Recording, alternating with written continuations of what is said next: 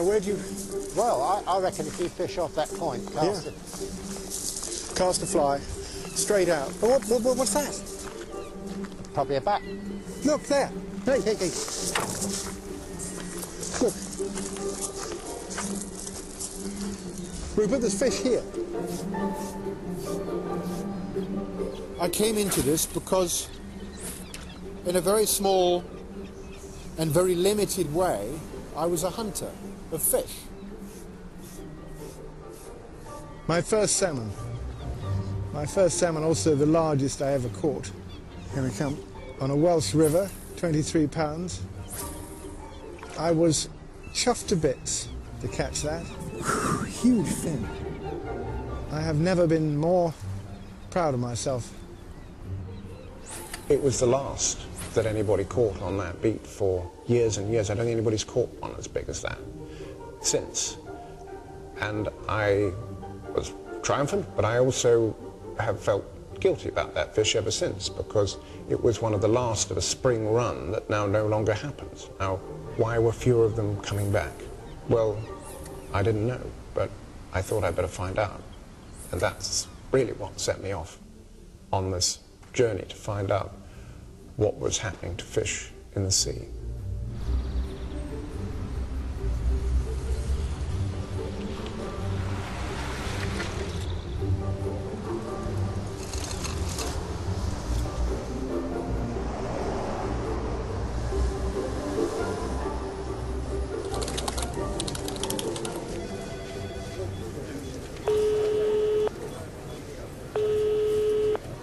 It's Clover, Charles Clover. I've got some queries. What is the tuna that you serve? Which ocean is it from and how is it caught? As a journalist, what changed my view of the sea is when I walked into the wrong press conference in The Hague in 1990. And this was the first presentation I'd ever seen about the effect of trawling upon the seabed and upon the creatures that lived on it. And what they said was that trawling with a beam trawler was like ploughing a field 7 times a year. And I'm a farmer's son, and I thought to myself, how many crops would grow if you ploughed that field 7 times a year?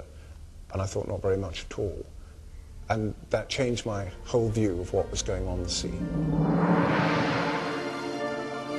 Our view of the sea has always been that it is huge, beautiful, and inexhaustible.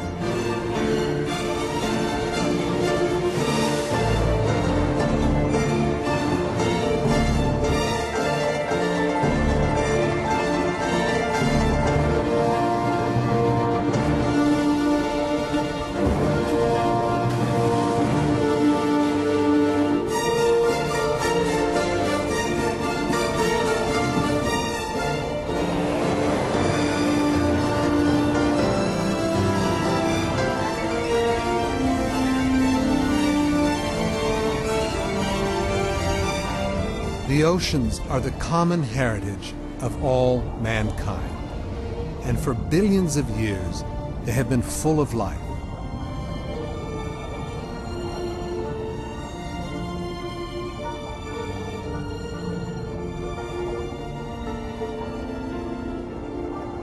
These huge resources, these that we once believed to be renewable, that our whole human history has led us up to now to believe that are renewable are not renewable anymore because of what we're doing to them. And so our entire philosophical approach has to change. It's not going to be the same in the future as it was in the past. That's where we are now.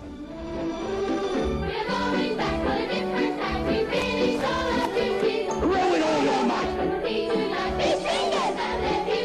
What a hardy bunch and what a crunch! It's truly fact, not fable. Cod fillet so fine, golden crisp every time. Comes from the captain's table. We never used to think about where our fish came from, but in fact, they are wild animals. And we found that out to our cost for the first time in Newfoundland. For centuries, the waters in northern Canada teemed with unbelievable amounts of codfish. Legend had it that you could walk across their backs on the water. The cod was so plentiful, the communities thrived on fishing. As the years went on, technology improved. The boats got bigger and catches increased. The bounty seemed endless. Then, in 1992, the unthinkable happened.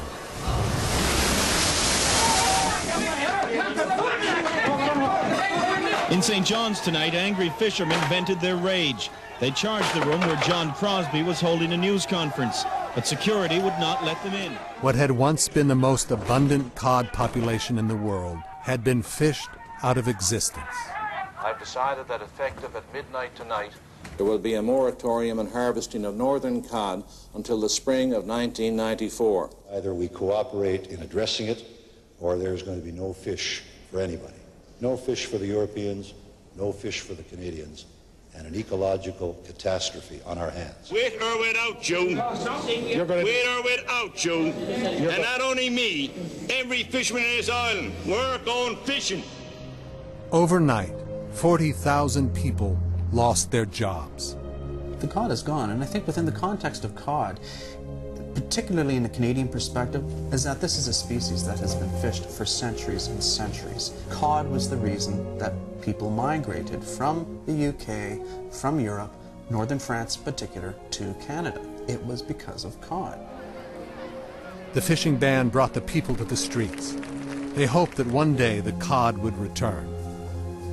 The significance didn't drop, didn't dawn on anybody till much later.